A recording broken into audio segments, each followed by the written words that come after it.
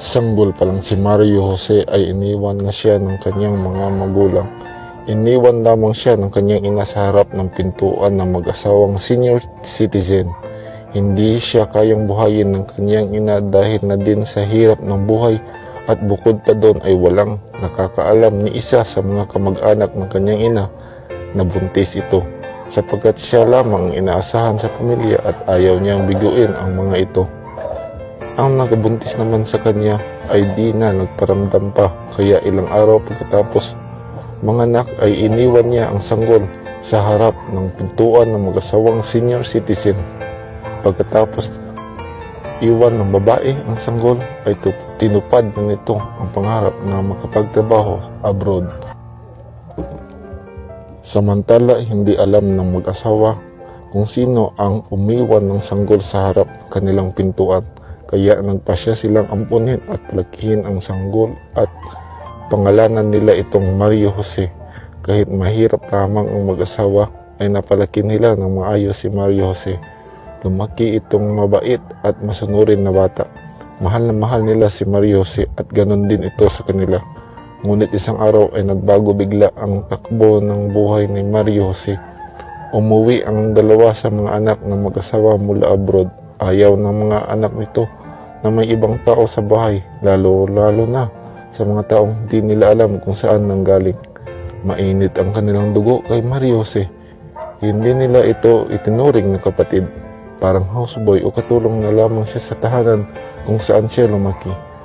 Dahil di na niya kaya ang mga trato sa kanya ng mga anak ng mag-asawa, ay nagpasya si Mario Jose na lisanin ang tahanan kung saan siya lumaki. Di niya pinaalam sa kinalakihan niyang mga magulang ang kanyang desisyon, sapagkat ayaw niyang maging dahilan ito para mag-away ang mag-anak. Ayaw man niyang lisanin ang tahanan na iyon ay wala siyang magawa, sapagkat di niya matiis ang trato sa kanya ng mga anak ng mag-asawa.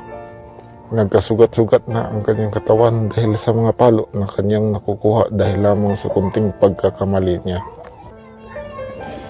Alam na alam ni Mario Jose na ampon lamang siya, sapagkat sinabi na sa kanya ng mag-asawa mula nang paulit-ulit silang tanungin ni Mario Jose kung totoo ba sila ang mga magulang nito, dahil na rin sa mga chismis na naririnig ng kapitbahay ni Mario Jose.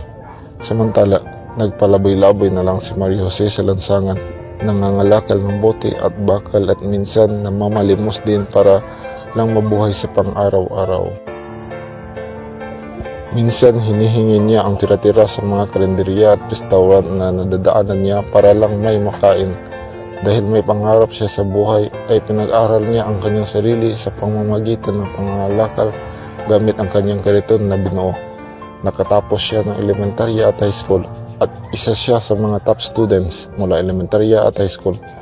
Dahil na rin hindi na niya matustusan ang sarili sa kolehiyo, ay nagpasya siyang hindi na muna magkolehiyo. Ipinagpatuloy pa rin niya ang pangangalakal para lang mabuhay sa pang-araw-araw, hanggang sa makilala niya ang babaeng magpapabago sa buhay niya, si Mrs. Esmeralda del Mundo, isang kilalang businessman at malapit sa mga palaboy sa lansangan dahil na rin sa binuo nitong charity institute, ang Del Monte Home Life.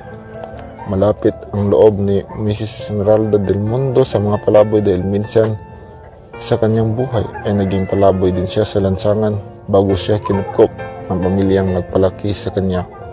Pinag-aral si Esmeralda sa mamahaling kolehiyo hanggang sa makilala niya si Hernan, ang lalaking magpapatibok sa kanyang puso.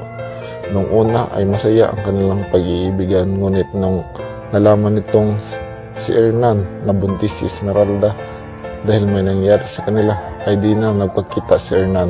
Si Hernan, nagkaklase ni Esmeralda, ngunit nalaman niyang lumipat na ito ng paralan.